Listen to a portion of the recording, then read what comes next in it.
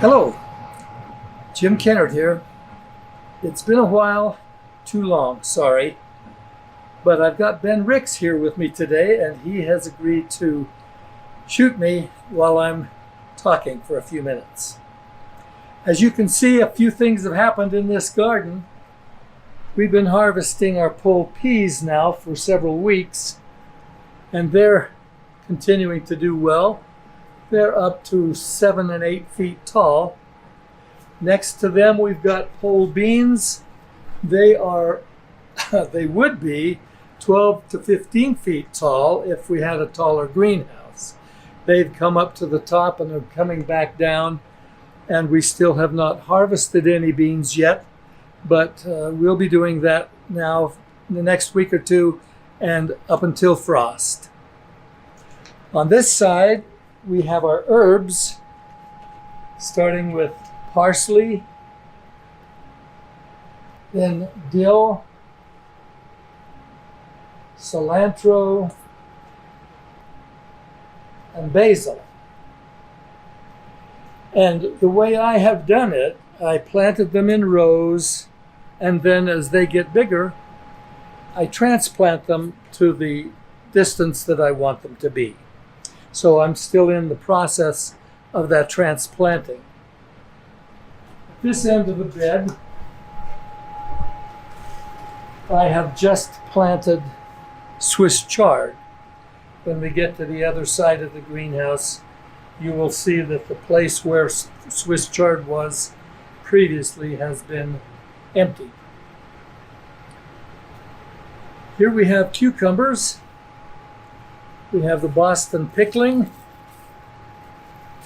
and we have Sweet Success on this side and Sweeter Yet on the other. These are two varieties that we like very much. They're doing very well. In this 4-foot by 16-foot box, we have first a couple of okra plants. These are typically grown just in the south because they take warm weather and a long growing season. Greenhouse, we can manage it here in Idaho, and they're really yummy so long as you get them when they're small. Don't let them go 2 or 3 days because they'll get tough and woody. Next we have carrots. Carrots need to be thinned and pruned. Make sure that they have an inch between each plant so that they can create that good root. Then we have some beets and our orange tree that has not gotten very big yet. The reason for that is both light and heat. It manages to stay alive, but we have tall trees to the south of us, and we don't get very much light in November, December, January, February. So this box, again 4 feet wide, is filled with tomatoes. We have 5 varieties here, and we're starting to get ripe tomatoes finally. We'll show you a much better view from the other side where you can see all of the fruit. He's now got a shot of the center beds in the greenhouse from the west. So you can see again the peas, our pole beans that are going crazy. Then you've got the cucumbers, and at the far end you'll see tomatoes. On this end we've got some radishes that are about ready to take out. We'll plant 3 or 4 crops of radishes. These have done quite well. Next to that we've got a second planting of onions, and they will go into October, November. Hopefully they will give us a head. These were just transplanted, and these have been in about a month. Next we have some kale. As you can see, between 4 and 5 feet of kale plants is far, far more kale than this family can use. I will take buckets full of kale to church and have dozens of families use them every week. This is where the Swiss chard was earlier. That has been taken out. Once again, it got ahead of us because we had way too much. Now we have peppers, and we're getting quite a few peppers now. They're starting to ripen up. And oops, hadn't intended to take that one out.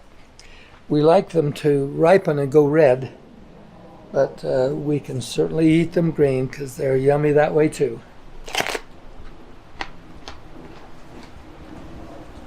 And the rest of the bed is planted in eggplant. We have several varieties. These are white here. You see a small one there.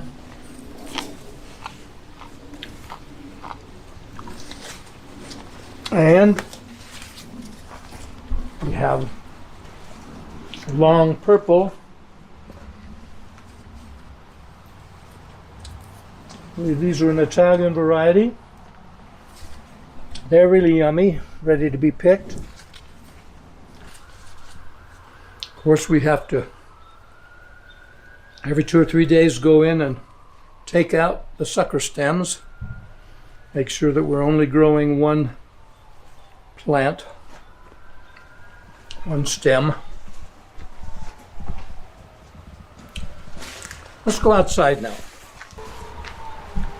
We're at the outside garden now, and by the way, the entire garden is about 1/20th of an acre.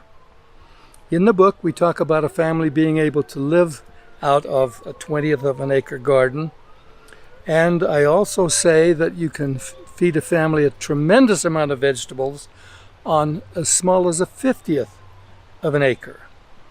You can grow as much as 3/4 of a ton of vegetables if you take full advantage of your growing season on just a 1/50th of an acre. You can imagine how much we're able to grow here on 2.5 times that much. We start with strawberries. These are doing well, but they are not producing much fruit yet because we only just planted them at the time I did my last video. The onions, they are doing well. I am going to be topping a few of them. Some people say that it makes them have bigger heads if you top them about this time. So I'm going to try it. Jacob never said anything about it. I never saw him do it. It's not anywhere in the book. I have not done it before, but I'm going to try a few of them to see if I get bigger heads by cutting off the tops of the leaves. Next we have corn. These are plantings number 3 and 4, and they're coming along nicely. We also planted some tomatoes outside just so that we'd have the comparison of growing outside in the weather, comparing it to the greenhouse. These are probably in their maturity a couple of weeks behind my greenhouse tomatoes, but as you can see, they're doing well. Sharing this 16-foot box with the tomatoes, we have something called sweet meat winter squash. They are producing fruit now, as you can see, and generally each plant will mature 1 or 2 big squash, anywhere from 8 to 15 pounds. I have those planted 9 inches apart in one row, so we'll get a lot of squash. In this bed and in 1.5 other beds, we have several varieties of potato. We eat a lot of potatoes. As a matter of fact, in our storage, we still have edible potatoes from last September's harvest. What is that? 10 months that we've been able to store those potatoes and still eat healthy potatoes. One of the big reasons we grow them ourselves, even though they're inexpensive at the store, is we believe that the Roundup that is used to kill off the tops by the commercial growers. That obviously is going to go down into the root system where the tubers are, and we do not want any chance of eating, our family eating, this Roundup, which is a very strong herbicide.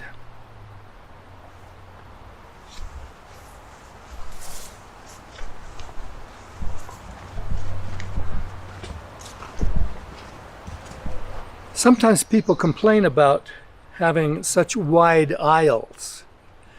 Now, we recommend a 3.5-foot aisle, 42 inches. We actually have 4-foot aisles here. And as you can see, the potatoes have totally taken over the aisles. So, depending on what you're growing, you may really need all of that 3.5 to 4-foot aisle.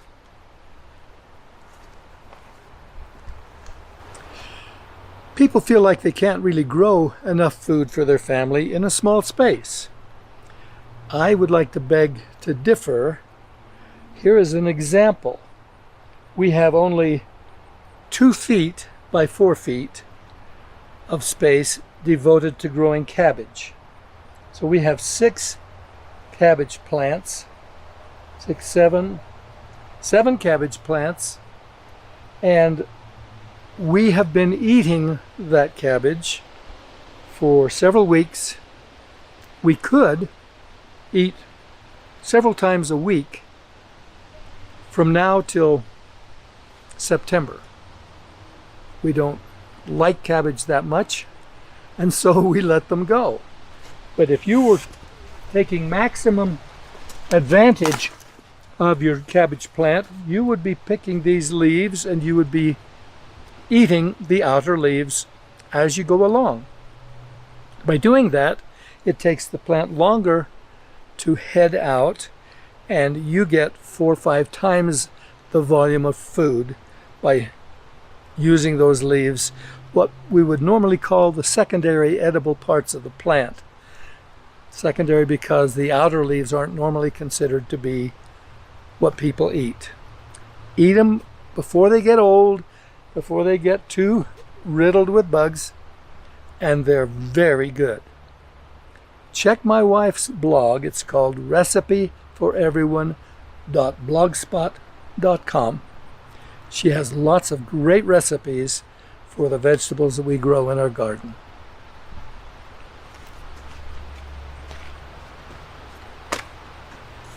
Once again, celery is a plant that most people don't think to grow. And if they do, they think it's a big waste because you only have that one harvest. But we pick the individual stalks off of the celery. We've been doing it now for 2 or 3 weeks, and we will continue to do it until April or May of next year. Now, your typical backyard garden won't quite get that kind of yield because we take them into the greenhouse before the hard frost in the fall, and then we grow them right through the winter and continue harvesting. Zucchini is the last thing here. Again, keep these things pruned. I have pruned twice quite heavy, and I need to prune again. If you'll keep the leaves off the ground, keep them so that you've got light to the center of the plant, these will produce even more than you have been accustomed to. Of course, who wants more zucchini, right? We only have, I think, 6 plants in there, and we're giving them away several times a week already.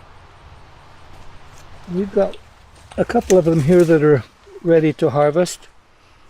That could have been harvested yesterday. Certainly today is none too soon. And this one is good.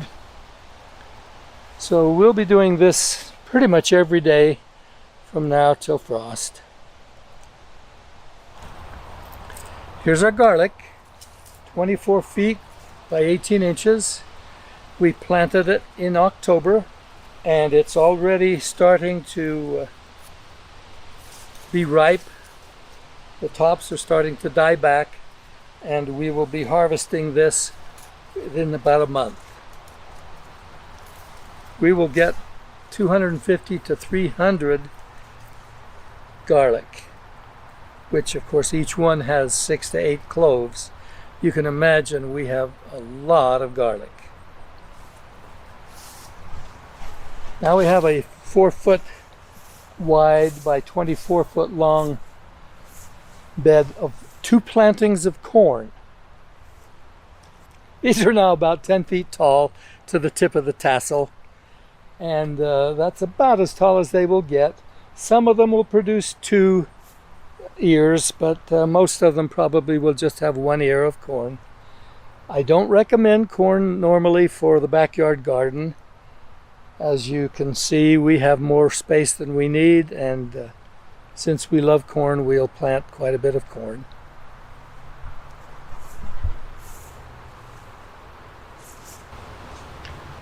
Our second planting of corn, it's about 2 weeks to 2.5 weeks behind the first planting.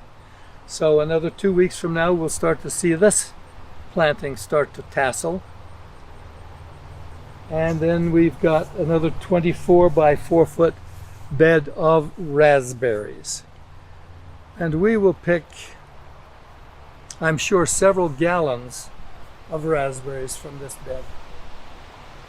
So that's an update on the Jim and Auroxia Kennard Mittleider garden. I hope your garden is prospering and doing well this year. Talk to you soon. Thank you.